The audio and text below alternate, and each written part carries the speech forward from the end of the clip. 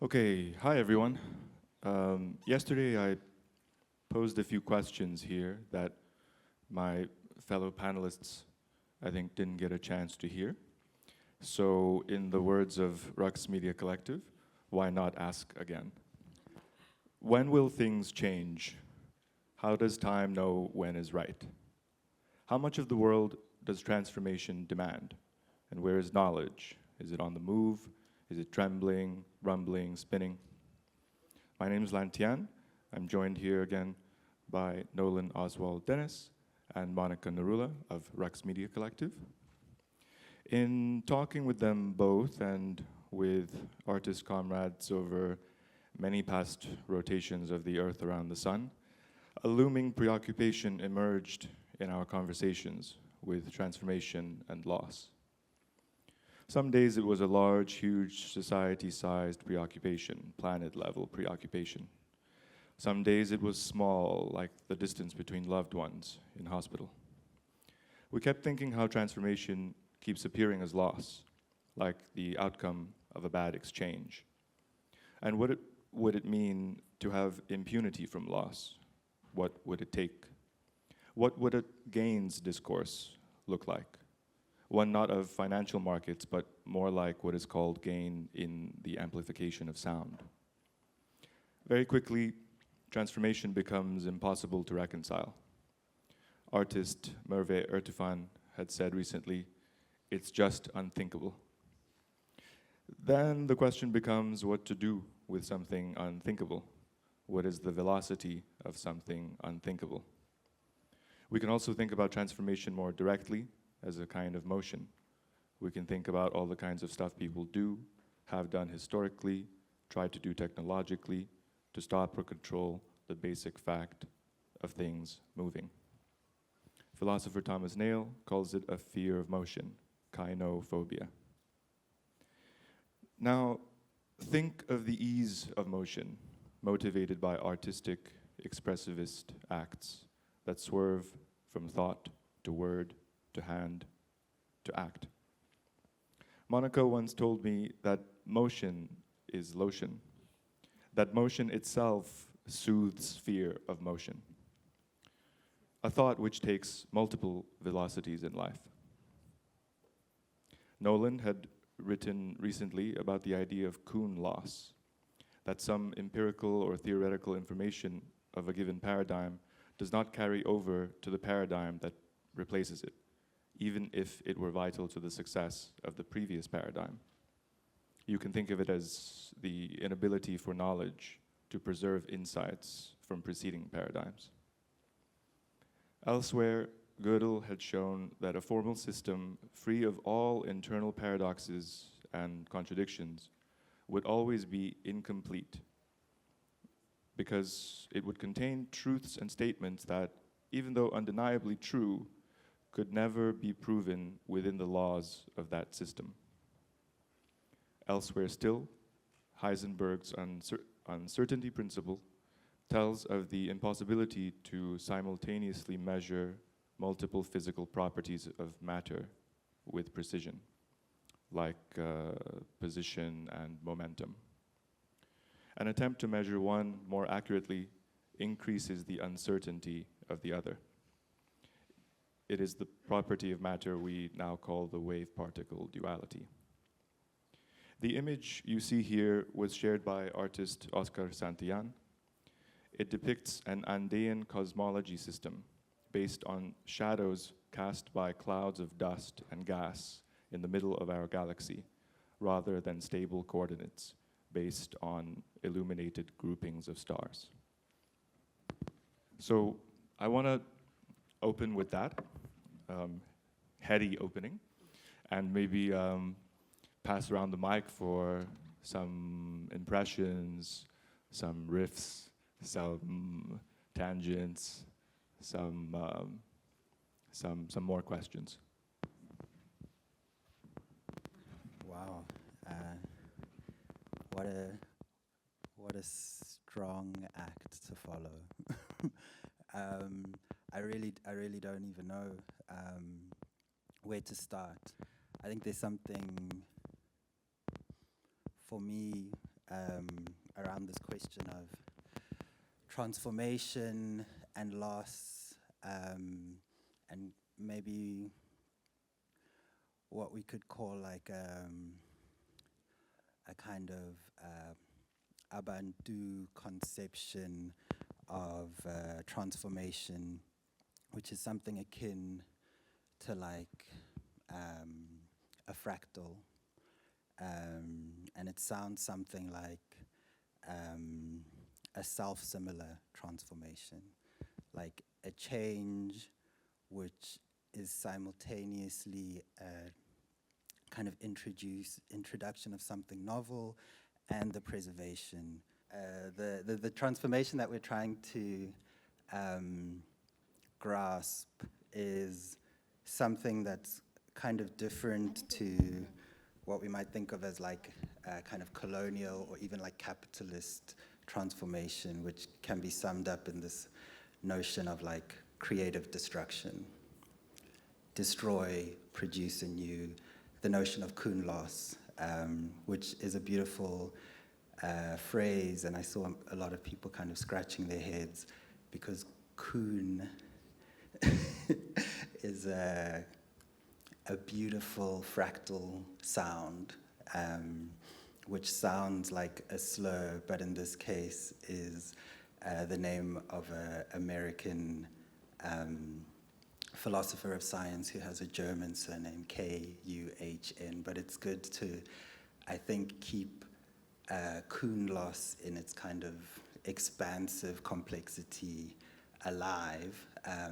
But anyway, all I want to say is this idea of transformation that I'm interested in and that it feels like we're always kind of grappling with is a way to understand transformation as something that's not based on or predicated on disposal, destruction, the throwing away of what you have now, but rather transformation that's kind of fractal in the way that you can kind of trace from any instance the preceding and yet to come dimensions of an object, which, to maybe not go on too much, is also to say that we need to rethink our attitude to time, because this kind of colonial capitalist creative destruction idea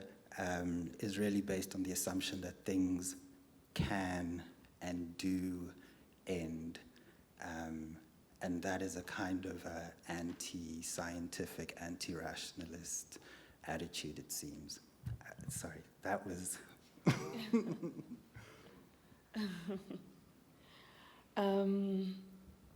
So when you spoke, Lantian, I'm still kind of processing it, and I think because it came as a series of both postulations, which are simultaneously questions,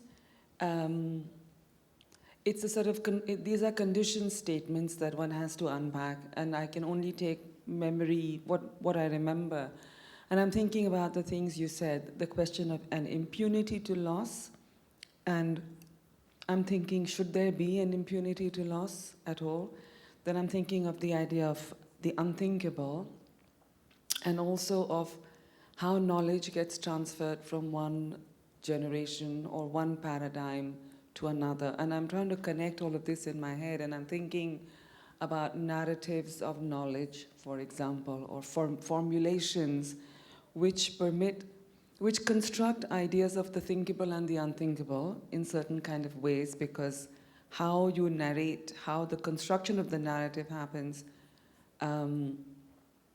whether it's a scientific modality that, the last panel was sort of alluding to, systemic modality, or even a knowledge modality, right? You have certain formulations. And I think it's really important that there is no impunity to loss, that there is a recognition of the fact that losing is necessary as well. But at the same time, the question is on whose terms, right? And I mean, something that we've been deeply interested in the last, in Raqs especially, has been this question of of historical time and how those not just those, most of us fall out of it, right? We are not history. We are never history. We are the dead, like we don't exist. So it's interesting to know that we all are, and we are all making, and we're all breathing, and we're all like, the work is, but at the same time, in a moment, we will never have been, because we are not history. So if we are not history, if we are the ones that are actually being lost, whose impunity to loss are we talking about, and what are the terms of it? Because in a way, it's ourselves, right? And so also the question then becomes, let us admit that if we are going to, if we are disappearing, how will we haunt the future? And that leakage is what I'm really interested in. Like, we become the leakage of history, and we become, and we make, we've been thinking about the sort of the haunt, like, you can have ghouls and monsters and the things that you cannot, which is kind of the unthinkable, right? You find a form for the unthinkable, and you find apparitions, and you find figurations, and you talk about dreams and nightmares, and you feel the dreams and nightmares, and perhaps you are the dreams and nightmares that will haunt your own disappearance. So it's a kind of weird, recursive, unthinkable but necessary kind of thing. But while you're being buffeted by the unthinkable, while you are so you also have to say you are the unthinkable and the non-narratable, and then you talk to each other like this.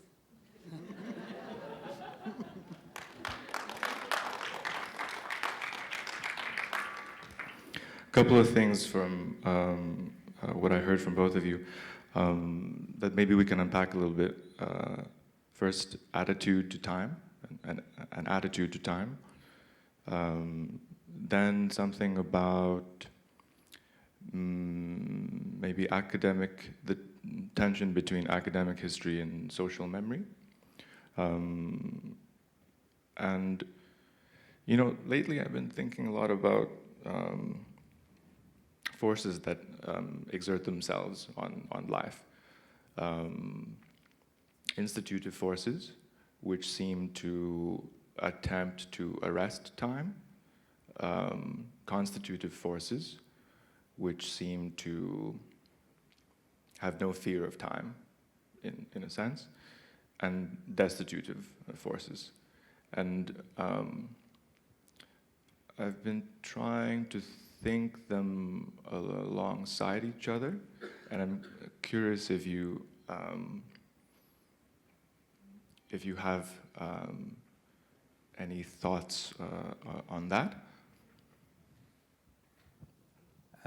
I'll talk a little bit about time, and maybe think about ghosts as well, and monsters, and things that are seemingly unthinkable but have a history of thought, one dimension of time that I'm really interested in increasingly is the existence and the function of time-keeping devices, and the assumption behind that, which is a real kind of technical problem, which is that time is not just waiting for you. Time has to be kept. And there's a kind of a political and technical and let's call it bureaucratic infrastructure for keeping time. It starts from the pendulum, trying to kind of define a regular period, which is like one of the hardest things to do. And it extends to trying to kind of synchronize time. This is one of like the big bureaucratic, hidden bureaucratic tasks of like world governance, the orchestration of time. There's time zones, every country aligns itself with the kind of 15-degree time zone, but all of those times need to be kept aligned. They're not naturally aligned. Left to their own devices, everywhere will kind of drift into its own time. And so there's a kind of machinery that literally meets every year to kind of make sure that our clocks are aligned. And it gets more and more complicated because global computation depends on a kind of like a common orientation to time for machines, not even for us. But all of this is like produced time. This isn't like lived time. And you can kind of trace this history to like the church bell, the kind of big public signal that aligns everybody's day. So suddenly, you know, for all of us, it's midday, you know? Otherwise, midday happens for everybody at a slightly different time according to where you are. You know, like 5 meters, 10 meters away, the sun reaches its zenith at a slightly different moment. So this dimension of time, which is all in pursuit of a kind of common linear time, is the kind of, let's say, the paradigm of time that we're operating within, but it's a time which is kept. And so I'm increasingly interested in how we can keep other time. Like, I mean, there's a great timekeeper that's keeping us on track, countdown. But there are other attitudes to time which are not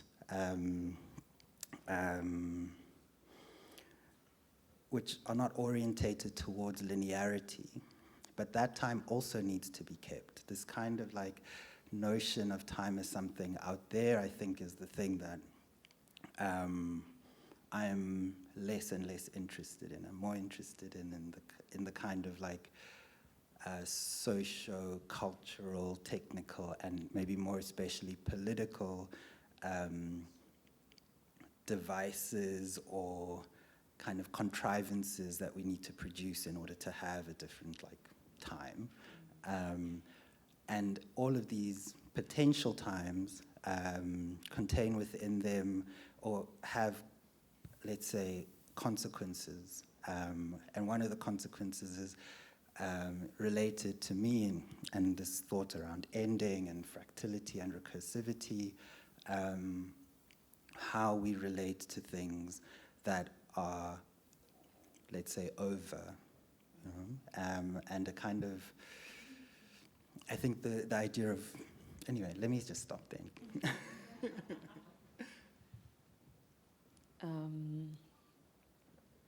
This is, you know, we've done that, like, this is a fascinating road, and this is a fascinating terrain that you've been unpacking, and we've been in Raqs also spending a lot of time thinking about all of these things, the question of the device. Some of our earliest works have been about devices, but I'm also thinking about the fact that it's called space-time for a reason. So, I mean, you know, the fact that everything actually moves at the speed of light. It's just in relation to each other that space gets formed. I'm never going to be able to do the description of how space-time actually works, but I was thinking about the fact that there is also, while we're talking about the experience of time, I was thinking about the idea of parallax, right? So we have parallax in space. And I mean, parallax is a simple idea, is that the same thing when seen from a slightly different perspective is not, it's facets of the same thing, right? And it's a simple thing, but also the idea that there is a singularity is broken, because you know that it's always a question of where you're looking at it from. And so I was just thinking about even time. Like, if we said this hour is different if seen from another place. And the first work that we had done with timekeeping devices had also used heartbeat in it, because that is the timekeeping device. The body is the first timekeeping device. And the work that we're showing, is using the breath, which is another kind of timekeeping device about what you take in, what you give out, of course, which is life and all of that, but also there is no question of time except what is between the heartbeat and the breath, because time doesn't exist outside of us deciding that time is time. But I was just flagging here that while we talk about the experience of time and the technologies of time, the location of where we are speaking from keeps coming back, because it's not just time, it's always space-time.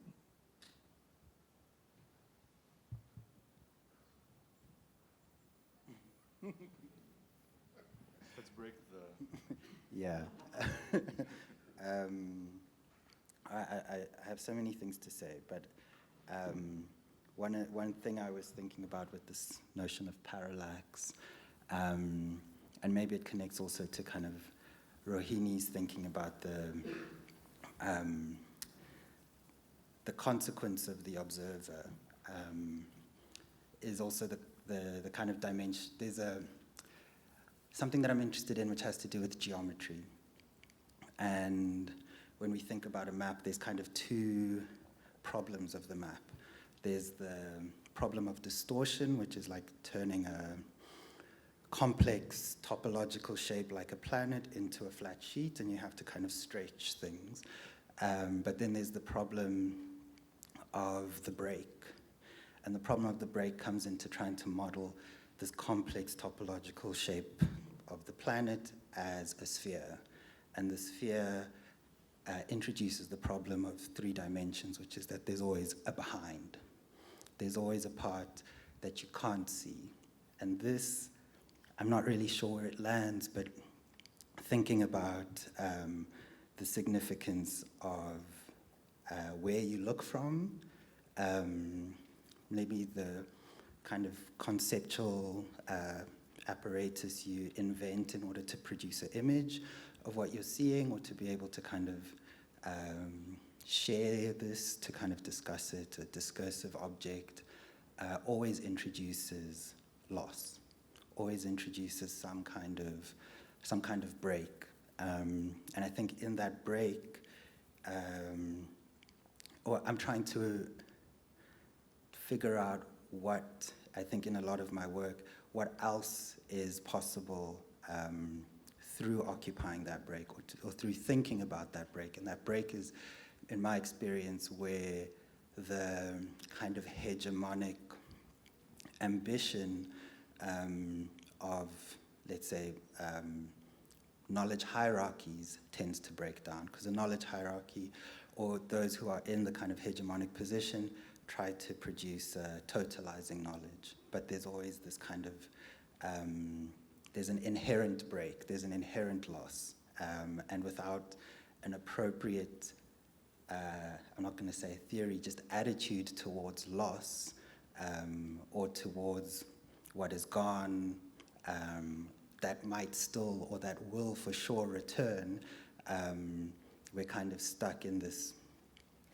I would just call it like a meager sense of the world and phenomena and what is or what is not.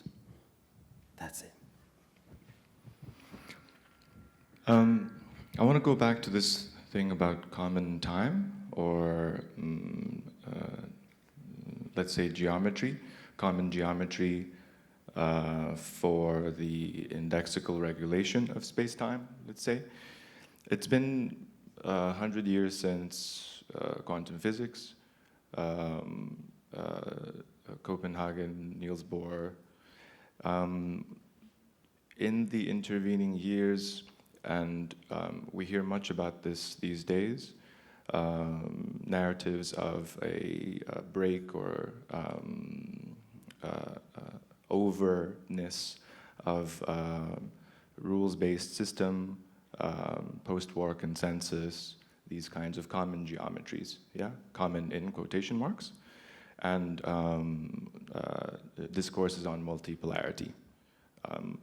I wanted to shift into that register a little bit because it seems like it's tracking, you know, the breakdown of a certain kind of common geometry in terms of how we think of space,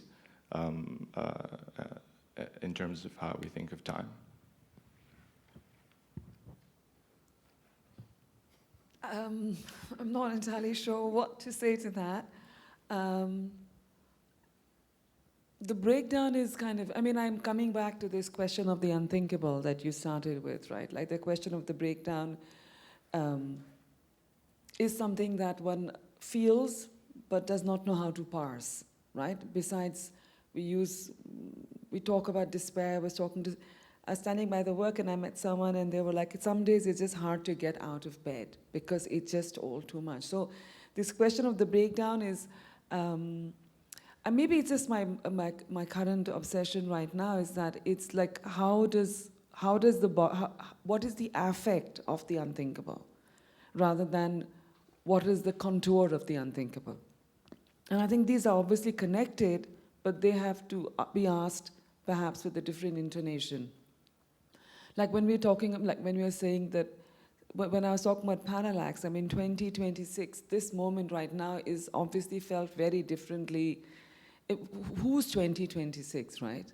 Where are you? What is your 2026? It depends entirely where you are. But then, how can you ask the question of what is my 2026?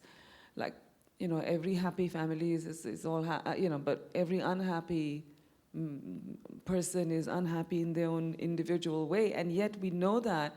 But what is shared has to still be asked individually. That's the question. And so the contour of the breaking and the unthinkable, and the affect of the breaking and the unthinkable, and how we choose to connect the two, both in the work we make, but also in the questions we ask from the world. You can breathe in the world, but when you breathe out into the world, what are you asking of it? What are you giving to it? And how are you bringing together the sharing of this? Because if it's unthinkable, it does not mean that it's unexpressible or unshareable. And that's the thing, right? Like you cannot think it, but you know we are not thinking it together right now. And you feel it. And I feel it. And that's what it's about. I mean, I don't know how else to. And maybe it's related to nameability as opposed to thinkability. You know, like maybe we can't conceive with the kind of conceptual tools, historical models that we've inherited, but we have a history of naming. And I think in all of like your kind of, this kind of poetic weave between like the geometry of power, geometry of space, all of this, to me it feels like an attempt to name something, an attempt to borrow a logic from maybe kind of quantum science and its kind of language around uncertainty, observation, and apply it to a realm like our kind of socio-political moment where language seems to be inadequate, you know? And so for me, this question of language is always in my mind kind of a modeling. It's like, how do we look at something and see it as something else? You know, like how do we, yeah, you get it, you all get it. Yeah, I think that's kind of the impasse, and I guess a model depends on prior knowledge, and it feels like we reach this point where we need to kind of share prior knowledges rather than relying on some kind of imposed and inherited sense of a common knowledge, or confront what it really means to not share a knowledge, you know, to not have something in common around which we're building our models, something.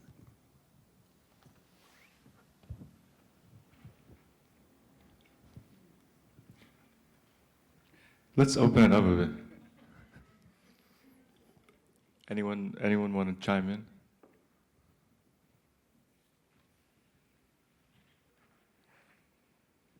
Yeah, over here. Maybe there's an opportunity to expand, but thinking about the affect of the unthinkable versus the contour of the unthinkable and this idea of parallax, I'm curious where you guys would place knowledge. That's an excellent provocation. But this, I think, was I was trying to allude to earlier is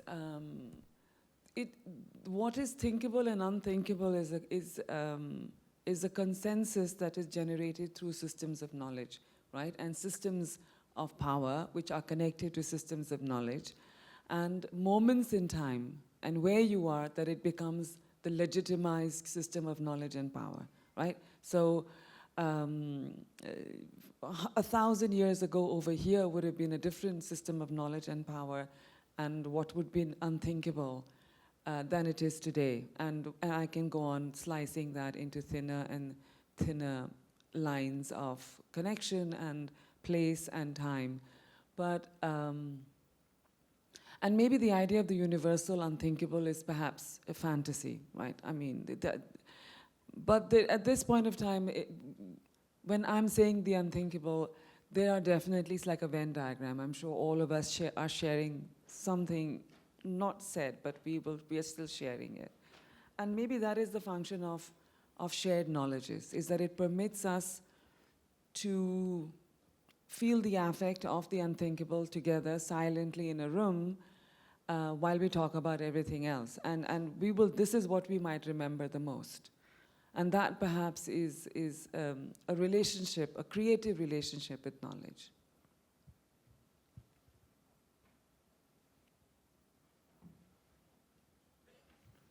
And I think we're talking about knowledge in quite a grand and abstract sense, but I think this also applies to something, maybe I would say like knowing, and increasingly having to confront the limitations of knowing, or at least of knowing together, and kind of navigate those limitations. I think that's where my head is, you know. And it makes me think of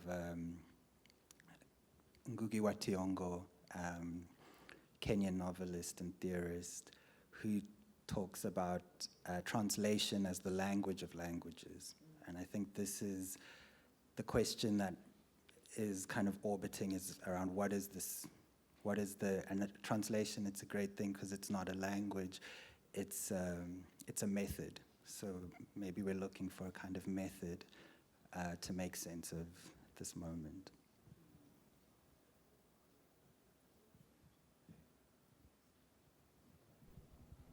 I'll ask a question to Nolan. So in your work, we're just laying down and feeling some vibrations and hearing some sound which is normally imperceivable, of a movement that is also,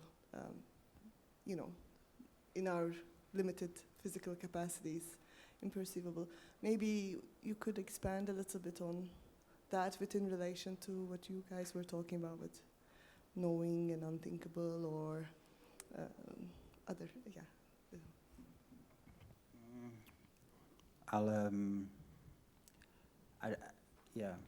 The work is kind of a sound piece. It's like a object that generates acoustic waves, some of them below what we can hear and some of them just on the edge of what we can hear.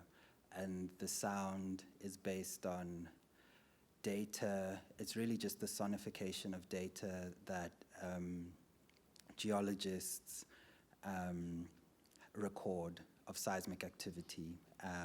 They record it all the time, and geologists are looking for signal in this data. And those signals they call events. It's like an earthquake or a volcano or a missile strike, or anything that kind of creates a seismic response.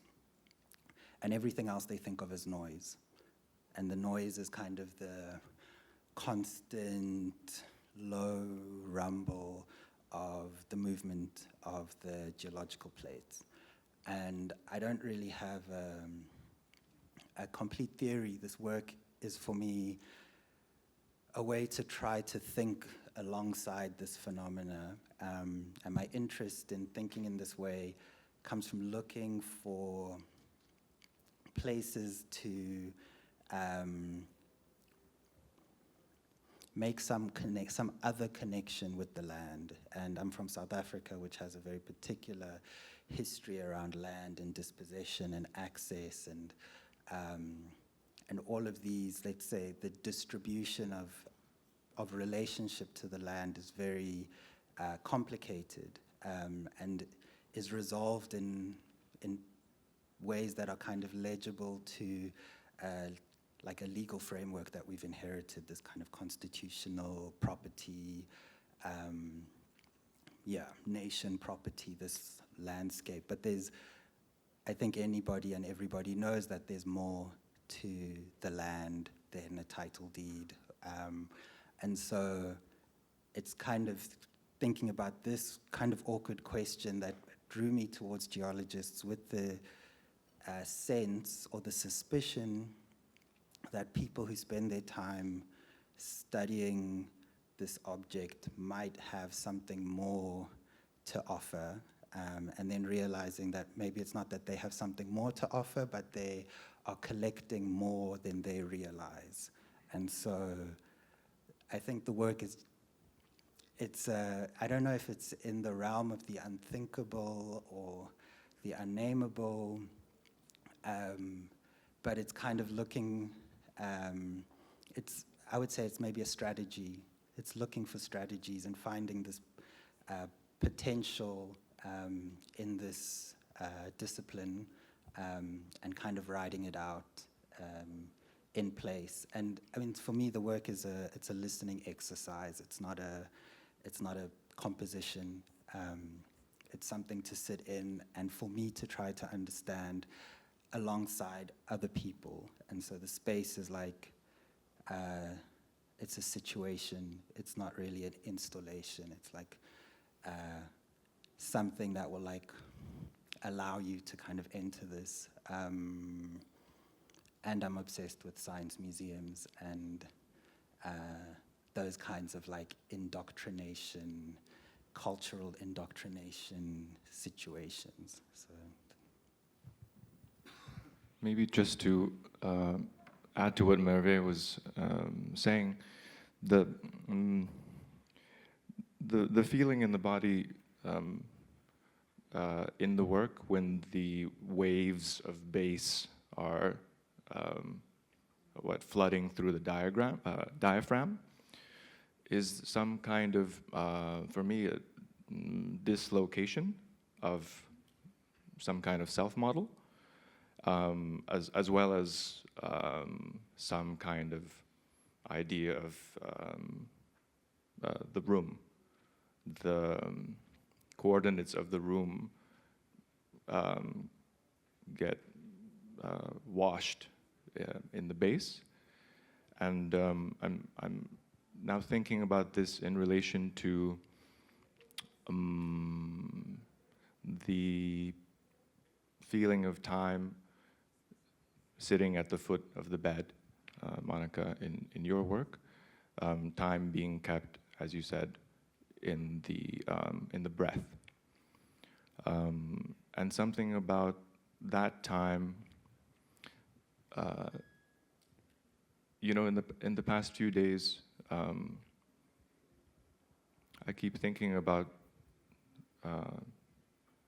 moving from 1 to 2 to 3, going towards 100, and how the distances between the intervals seem at first common, let's say, and then there's something about the distance between 99 to 100 that just expands and refuses, in a sense, to be over, like how you were saying. And other...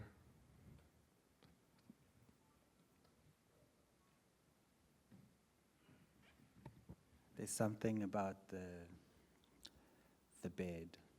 I was just thinking as you were talking and thinking about the sound in my work is the sound, in my mind, it's a very familiar sound.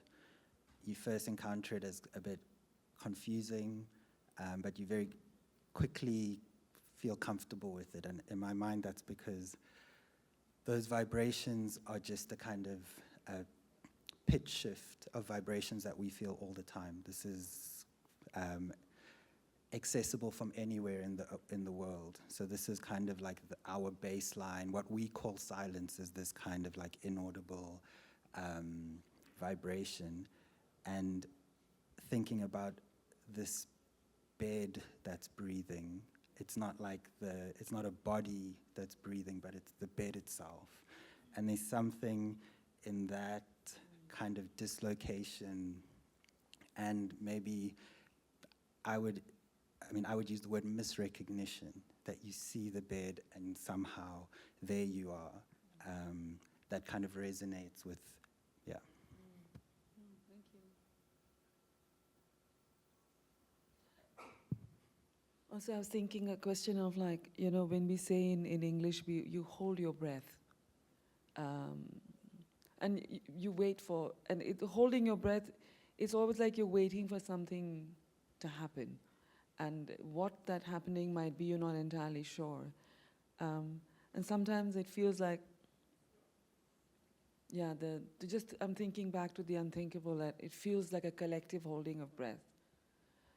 So you know that when you will exhale out, when can you breathe out again? When will you feel that rumble, that, you know, the shared thing, that waiting for the thing to fall. Maybe it's that last 99 to 100, you just... Also, I was thinking that maybe 99 to 100 is not the finest thought, but not necessarily the exhale, but the inhale. Because when it's going down, the next inhale is when you know it's continuing. So that from the 99 to the 100, I think if the inhale doesn't come, also it's when it gets really, There's something, you introduced this idea of gain in the beginning, and there's something around, because there's a difference between like gain and loudness. And there's something about this kind of clipping, you know, every instrument has its kind of limitation, and you kind of push the gain to its limit and then play it through another speaker, and you get the sensation. It's like the high gain scream, you know. And for some reason, I've been staring at this thing, which is also behind you, and thinking about the darkness. And I'm going to try to do a terrible description of this, but it's a map of the sky, which is based on a kind of Andean cosmology, where the significant patterns in the sky aren't the dots of light, but the shadows. So the shadows cast by dust clouds, or just emptiness in the sky. And there's something there that resonates with me, in this notion of gain, in this notion of kind of turning up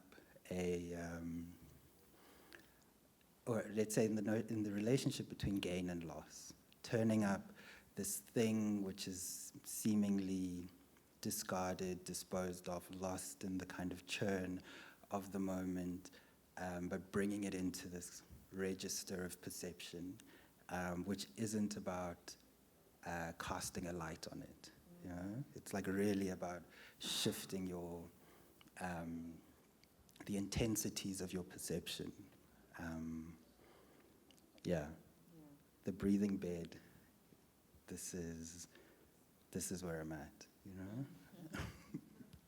Fantastic. Thank you, our panelists, for this amazing talk. Thank you, Lantian, Nolan.